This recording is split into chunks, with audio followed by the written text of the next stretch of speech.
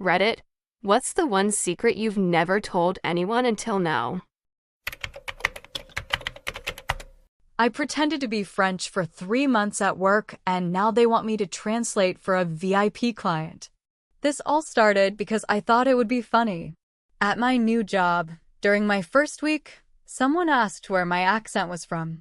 I was chewing gum, wearing sunglasses indoors, don't ask, and on pure instinct I said, Paris. They nodded like it made sense. A week later, someone asked if I spoke French, and I said, a little, which became fluent when a manager introduced me to a client and said, "This is Amelie, she's French." My name is not Amelie, by the way. At first it was harmless. I peppered my emails with voila and mon Dieu, listened to French music at my desk, and brought croissants to meetings. People found it charming. I even downloaded Duolingo. Not to actually learn French, just to screenshot it for my Instagram stories. But now the company is landing a major French cosmetics brand as a client. And our CEO, who I've only met twice, just CC'd me on an email saying, Looping and Amelie, our bilingual branding expert. She can liaise directly with the client in French. I spent the entire afternoon in a cold sweat, copy-pasting phrases into Google Translate and wondering how fast I can fake a sudden emergency. Appendicitis? A spontaneous semester abroad? Or maybe I just own it. Email the client in broken French and claim I have a regional dialect. Like, Canadian mime? Honestly, I deserve this. I wanted to be quirky. Now I'm trapped in a French lie, with a nickname I didn't choose, and a very real chance of getting fired over a joke that spiraled out of control. C'est la vie, right? Mon Dieu. Someone send help. I resent my sister for surviving the crash that killed our parents. I've never said this out loud. Not to a therapist, not to a friend, not even in my darkest nights alone. But I resent my sister for surviving. It was a rainy night when it happened. They were driving home from my graduation dinner. I had stayed behind to meet up with friends. My parents, always so proud, insisted on dropping her off first. She was 15, in the back seat. Apparently, they were laughing about something when the other car ran the red light. My dad died instantly. My mom made it to the ER, but didn't last the night. My sister had a concussion, a broken leg, and a scar across her temple. Everyone called her a miracle. They whispered about angels and destiny, about how lucky we were to still have each other, about how I needed to be strong for her. So I was. I arranged the funeral. I spoke at the service. I moved us into our aunt's house, took a semester off college, and held her hand through every nightmare. I fed her, brushed her hair, answered the same question over and over, why them? And I smiled. I was the good sister, the responsible one. But inside, I hated her for living. Not because I truly wanted her gone, but because she was a walking reminder of everything I'd lost. Every time she laughed, it was in my mother's voice. Every time she cried, it sounded like the little girl my dad used to carry on his shoulders. And every time she looked at me with those wide, confused eyes, I saw guilt I couldn't soothe. No one talks about survivors who carry the wrong kind of grief. The guilt of wishing things had gone differently. Of silently thinking, why her? Why not someone else? I love my sister. I do. She didn't choose to survive. But I didn't choose to carry this either. One day, I'll tell her everything. Maybe when we're older. Maybe when the pain softens into something we can name. But for now, this is my confession. I don't want her to suffer. I just want permission to finally feel the way I've felt all along. Lost, and angry, and completely alone. I secretly fix my husband's fantasy football team, and he thinks he's a genius. It started as a joke. Now it's become my little secret life. My husband is obsessed with fantasy football. We're talking spreadsheets, forums, podcasts playing in the bathroom. He treats it like a second career. The funny part? He's not actually very good at it. He drafts based on gut feelings, sticks with underperformers out of loyalty, and refuses to trade unless someone practically offers him Tom Brady for a bowl of soup. Last season, after his third consecutive loss, he stomped around the house for days. I couldn't take it. One night, while he was in the shower, I peeked at his login screen and guessed his password. It was our dog's name followed by 123. Of course it was. I only meant to look. Just out of curiosity. But then I saw his bench. He had a star wide receiver just sitting there, untouched. My fingers moved before I could stop myself. I swapped him into the lineup. Just once. Just for fun. He won that week. By a lot. The next week, I did it again. Then again. I started researching during lunch breaks. I joined a Reddit group under a fake name. I learned how to track player injury reports and identify high-volume targets. I didn't tell a soul. He made it to the playoffs. He'd strut around the house, saying things like, "It's all strategy. You've got to feel the game." I'd nod and say, "Babe, you're killing it." Meanwhile, I was the one swapping his tight ends, watching injury updates at midnight, and exploiting waiver wire loopholes like some fantasy football wizard in yoga pants. He won his league. They gave him a trophy. He actually made a speech over Zoom. And now? He signed up for 3 leagues this year. One of them is mine. He doesn't know it, of course. I made a burner account and drafted under the name Gridiron Gal 27. I matched into his league by accident. He doesn't know it's me. I beat him in week 3. He was furious. "She got lucky," he muttered, scrolling through my roster. Here's the twist. I think he's starting to suspect something. He's been more protective of his login lately. Change the password.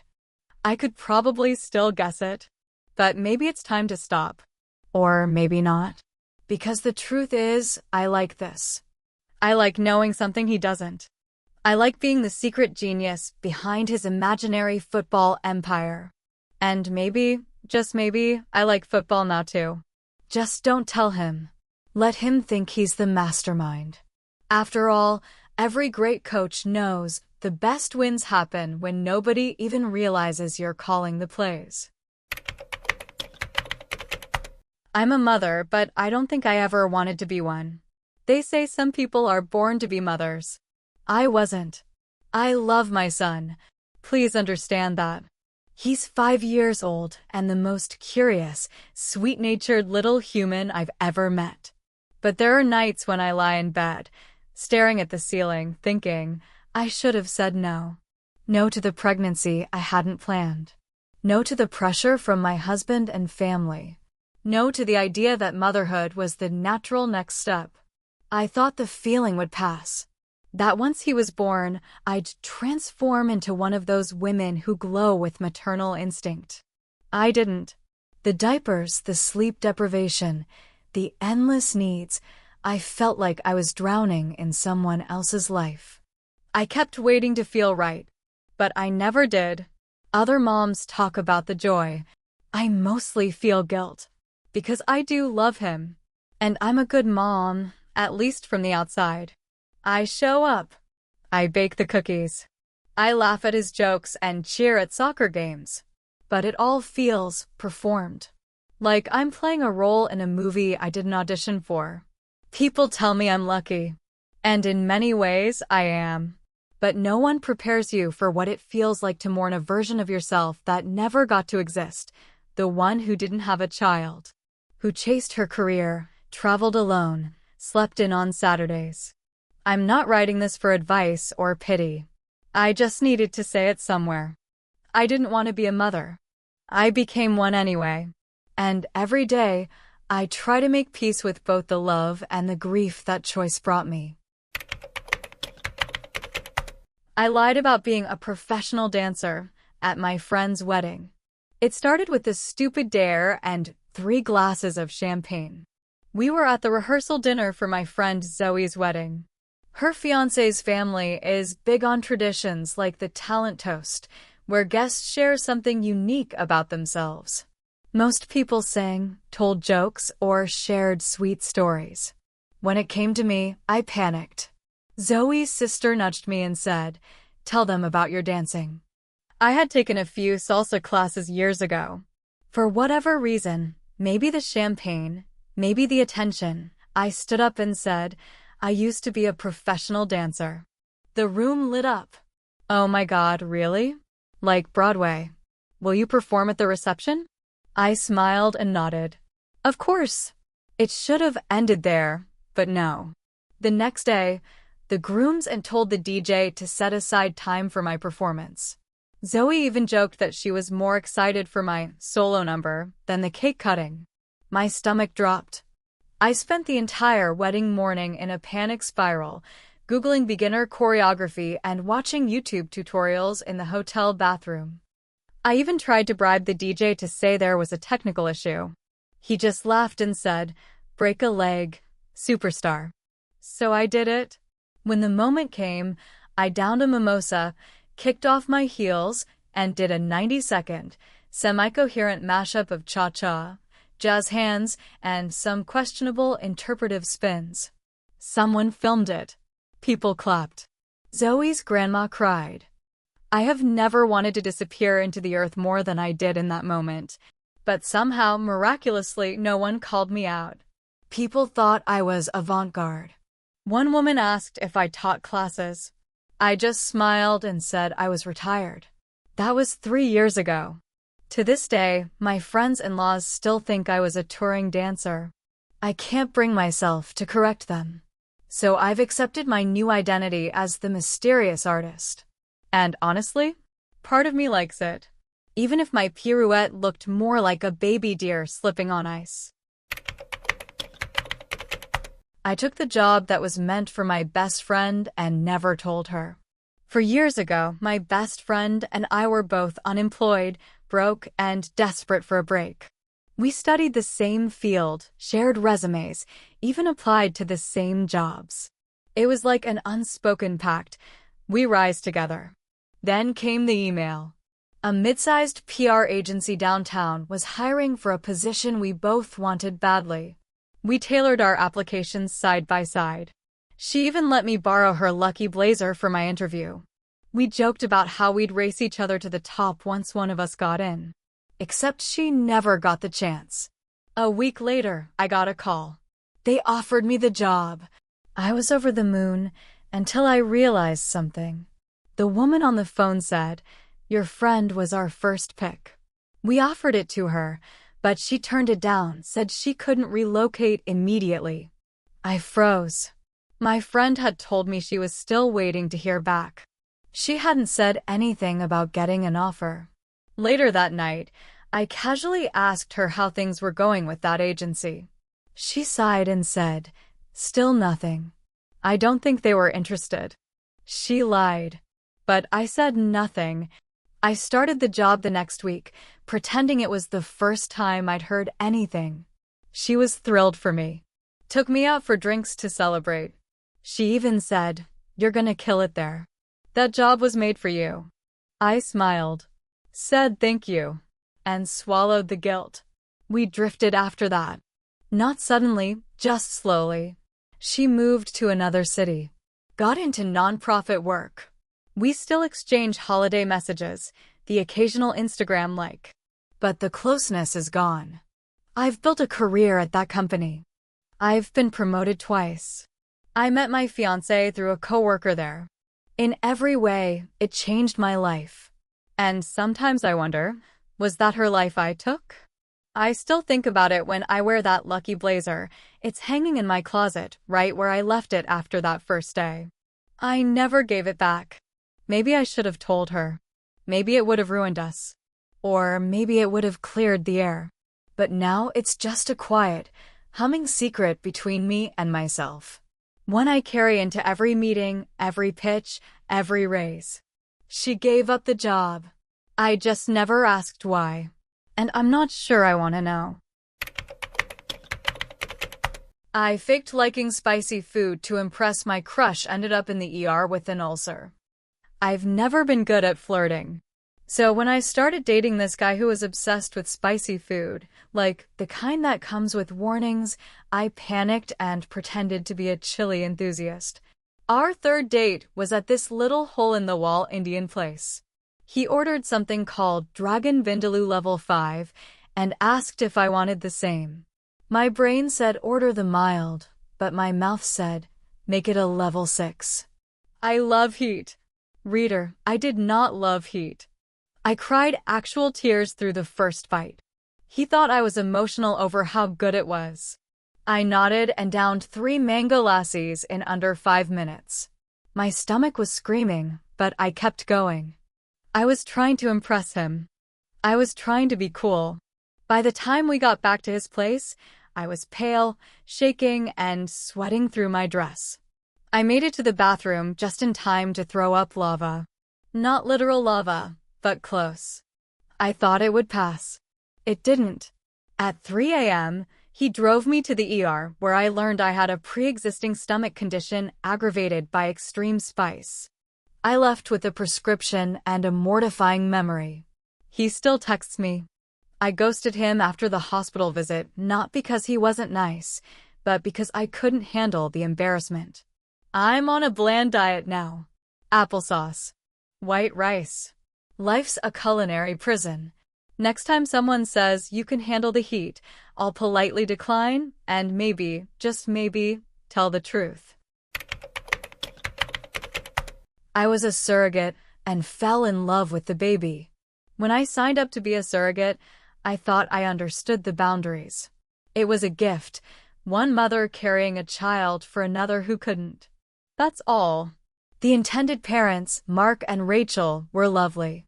We had long phone calls, exchanged photos, even had lunch a few times. They seemed grateful, emotional, but respectful.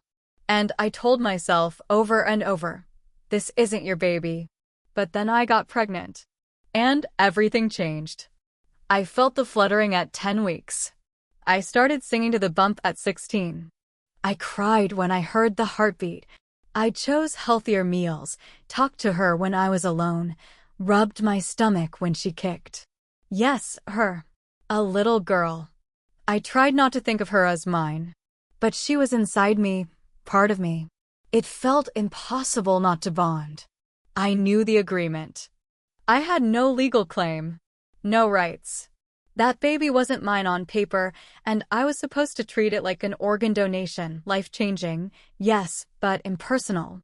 But when I gave birth and heard her first cry, something inside me shattered. They let me hold her for 30 seconds.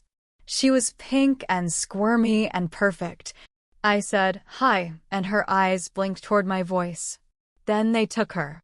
The goodbye wasn't dramatic. I smiled, I hugged Rachel, I said I was happy for them. But when I got home, I sobbed for hours in the dark. I still dream about her. She's 3 now. They send photos once a year. I keep them in a folder on my computer I named Sunflower. They don't know I cry every time I open it. I don't regret helping them. But I never expected the grief. No one warns you about the ache of loving someone you grew, but can never call yours. And I don't know if it ever truly goes away. I thought I was on mute during a Zoom call and roasted my boss's entire wardrobe. This happened last year during the height of remote work, when half our day was spent hopping from one Zoom meeting to another. I'd gotten a little too comfortable working from home, slippers, coffee mugs with questionable slogans, and forgetting that the mute button wasn't a default setting. Our Monday morning team meeting was the usual chaos. 12 windows full of exhausted coworkers, half of them in dark rooms with questionable lighting. And then there was him, our manager, Doug. Doug is the kind of guy who wears a full suit on Zoom, with a bow tie. Always a bow tie. In increasingly bold, often absurd patterns. Polka dots. Paisley. Once, what looked like flying pigs. Anyway, during one meeting, my best friend at the company, Tara, messaged me privately. Doug's tie looks like something a circus clown rejected. I chuckled. Then, forgetting I had unmuted myself a moment ago to say, "Good morning," I blurted out loud. Honestly, his wardrobe looks like a thrift store sneezed on him. Complete silence. 12 faces suddenly looked up. Doug, confused, said, was that about me?" My eyes widened in horror. I tried to click mute but fumbled and made it worse, turned on my camera by accident. So now I was fully visible, frozen in panic, wearing an avocado-printed bathrobe. Someone coughed. Tara's screen went black. She had clearly logged off from second-hand embarrassment. Doug just stared. Then he chuckled, like it was a joke, and said, "Well, I'll keep that in mind for tomorrow's outfit." I laughed too, trying to act like it was sarcasm. You know, just trying to lighten the Monday mood. The meeting continued, awkwardly. I spent the whole time sweating, imagining my career evaporating like the steam from my untouched coffee. But here's the twist. The next day, Doug showed up on Zoom without a bow tie. And the day after that, he wore a hoodie. Eventually, people started joking about it in meetings. "Where's the fashion show, Doug?" And he played along. A month later, at a virtual happy hour, he said, "Shout out to our accidental stylist. Thanks for helping me finally ditch the clown closet." I nearly choked on my wine. We actually get along better now. And I always double-check my mute button. But somewhere deep inside me, I know, if I hadn't roasted him by accident, Doug might still be haunting Zoom in a giraffe print tie. So, you're welcome. I reconnected with my high school bully, then accidentally slept with her brother. 10-year reunion. The words alone gave me hives. But I went. Morbid curiosity, I guess. Or maybe I just wanted to prove I turned out okay. High school was rough. I wasn't popular. I wasn't cool. And Andrea, the Andrea, made my life hell. Snide comments, snickers in the hallway, constant reminders I didn't belong. So when she came up to me at the reunion, hair flawless, drink in hand, and said, "Wow, you look amazing," I almost spit out my wine. But she was nice. Too nice. Maybe she'd changed. We ended up talking for half an hour like old friends. She even apologized for how she treated me. I was insecure, she admitted. "You didn't deserve that." It felt weirdly healing. Then she introduced me to her brother, Chris. Tall, charming, and somehow he remembered me. We talked all night. Laughed a little too hard. One drink became 3. Long story short, we ended up in his car. Then his apartment. Then, yeah, I snuck out at 6 a.m., cheeks burning hotter than my phone's battery. I didn't even leave a note. The next day, Andrea messaged me, "Thanks for being so cool last night. Chris really liked you." I didn't respond. What was I supposed to say? It's been 8 months. I still haven't told anyone. But sometimes, late at night, I think about how Andrea was the one who tormented me in high school, and how I, unintentionally, slept with the guy she called her best friend in the world. Is it revenge? Karma? Or just a weird, chaotic accident? Either way, that night was worth it. I trashed my ex's favorite hoodie and blamed the dog, and I still feel weirdly guilty about it. It was just a hoodie. Gray, oversized, worn at the elbows, with a faded logo of some band he liked in college. But to him, it was sacred. We had a messy breakup. The kind with long silences, short texts, and one final fight that ended with him storming out and leaving behind a few things. Most went into a box for return. But the hoodie? That stayed in my closet. I told myself I kept it because it was comfortable. But the truth? It smelled like him, and I hated that I missed it. One night, I wore it while crying through a rerun of some dumb reality show. I spilled wine on it. Then chips. Then tears. I could have washed it. Should've. But instead, I took it off, walked to the trash, and shoved it in deep under coffee grounds and cat litter. And I felt nothing. Until 2 days later, he texted, "Hey, can I swing by and grab that gray hoodie?" My heart thudded. Without thinking, I typed, "Oh no, the dog chewed it up. Total goner." He replied, "Damn. That was my lucky hoodie." We didn't talk after that. It's been over a year. I've moved on. I'm even seeing someone new. But every once in a while, when I hear a song he liked or catch a whiff of that brand of cologne, my stomach knots, not because I miss him, but because I lied about something stupid. I could have just said, I threw it away. I was mad. Honest. Petty, but honest. Instead, I blamed our poor dog, who literally has never chewed anything in her life. I don't regret the breakup. I don't even regret tossing the hoodie. I just wish I'd had the guts to own it. I'm in therapy, but I just sit at the park for an hour and cry. Every Thursday at 2 p.m., my coworkers think I have a therapy session. I even blocked it out on my calendar. Telehealth. Do not disturb. The truth? I canceled therapy after 3 sessions. I didn't feel ready. Or maybe I didn't feel brave enough to say the things I knew were inside me. The therapist was kind, but I found myself lying to her, brushing over the hard stuff, smiling, nodding, performing. So I stopped going. But I never told anyone. Now, every Thursday, I drive to the same quiet park, sit on the same worn wooden bench, and just let it out. Sometimes I cry. Sometimes I listen to sad music and stare at the geese. Other times, I just sit in silence, watching leaves move in the breeze like they're breathing. It's peaceful, and it feels like the only time in my week that belongs entirely to me. I keep telling myself I'll go back to therapy. That one day I'll be strong enough to walk into that virtual room and tell the truth. But for now, this is my therapy, an hour under a sky that doesn't ask questions. It's not perfect. It's not structured. But it's something, and for right now, that's enough. I've been writing letters to my ex every week for 5 years and never sent a single one. I don't know when it turned into a ritual. Maybe after the first few weeks, when the ache of losing him didn't dull like I thought it would. Maybe after month 2, when I caught myself whispering things to the dark and realized they weren't disappearing, they were collecting inside me. So I started writing.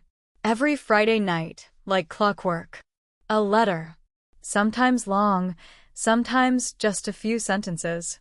I'd pour everything onto the page. What I ate that day, a joke I heard, a dream I had, a memory I couldn't shake.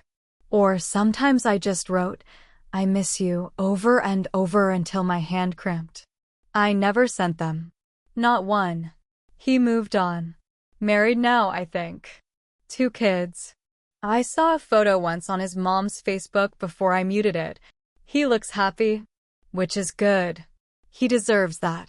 But I still write. Some of the letters are angry. I accuse him of things I never had the courage to say when we were together. How he never really listened. How I felt small next to his ambition. How I begged for scraps of affection and convinced myself they were enough. Other letters are tender.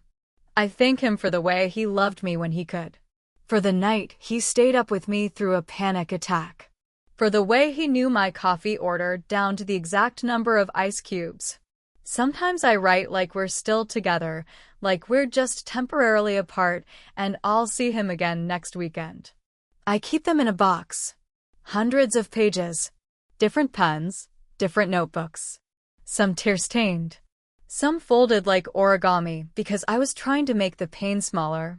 No one knows about them. Not my friends, not my therapist. Not the man I'm dating now. It's not that I'm still in love with him. I don't think I am. But there's something sacred about that space we once shared. And I don't know how to let it go. Maybe one day I'll burn them. Or maybe I'll just stop writing. but for now, I keep the box close, just in case there's still one more letter left to write. I cried on my wedding day because I wanted to run, not because I was happy. Everyone thought they were tears of joy.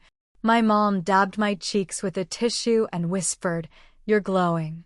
The photographer caught the moment, perfectly lit, perfectly staged. In the photo, I look like every bride should, emotional, radiant, deeply in love. But I was crying because I wanted to run, not because he was cruel or unkind. He was gentle, stable, predictable, and maybe that's what scared me. I remember standing behind the doors, bouquet trembling in my hands, thinking, what if this is it? What if I'm choosing comfort over passion? Routine over something real? He and I never fought. We also never really talked. Not about dreams. Not about fears. Not about the aching doubt that had crept into my chest and refused to leave.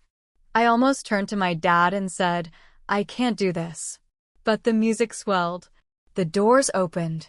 And I walked. I said the vows. Smiled through the speeches. Danced the first dance. Played the role. No one ever knew. We're still married. 3 years. And we're fine. But sometimes I look at that photo and feel like I'm staring at a stranger. A girl who made a choice she couldn't undo. And I wonder if she'll ever stop crying, even when no one's watching. I went to a medium to contact my dead mother and accidentally revealed a family secret to the entire room. I never believed in mediums. But after my mom died, grief did strange things to my logic. So when my cousin invited me to a group session at a highly recommended psychic, I went. Quietly. Skeptically. Desperately. There were about 10 of us, all seated in a circle with tissues clutched in our laps. The medium, a soft-spoken woman in flowing scarves, closed her eyes and said she felt a presence. A strong female figure. Loving, maternal. My heart pounded. It had to be her. She asked if anyone had recently lost a mother. Half the room raised their hands. She narrowed in on me. "You," she said. "Your mother says she's proud of how you handled the situation with the letters." My breath caught. The letters. No one in that room knew about them. Not even my cousin. After my mom passed, I found a stack of old letters hidden in a drawer, love letters from someone who wasn't my dad. Someone named C. I'd kept them. Quietly. I didn't confront anyone. I figured if Mom wanted us to know, she would have told us herself. I'd even started to think maybe I'd imagined their importance. Until now. The medium smiled gently. She says the truth doesn't change the love. I started crying, which would have been fine if I hadn't whispered, so it was true. The room fell silent. My cousin's face went pale. Another woman, an aunt, looked at me with wide eyes. "What was true?" she asked. And just like that, I said it out loud. That she was in love with someone else. Not Dad. The session derailed. People murmured. Some looked angry. Others confused. The medium tried to move on, but the damage was done. I went home shaking. I went for closure. I left with chaos. And maybe, just maybe, a piece of the truth my mom never got to say herself. Thanks for watching. If you enjoyed these confessions, don't forget to like and subscribe for more stories every week. And now, it's your turn. What's your secret? Drop it in the comments, anonymously, boldly, or just to get it off your chest. We're listening.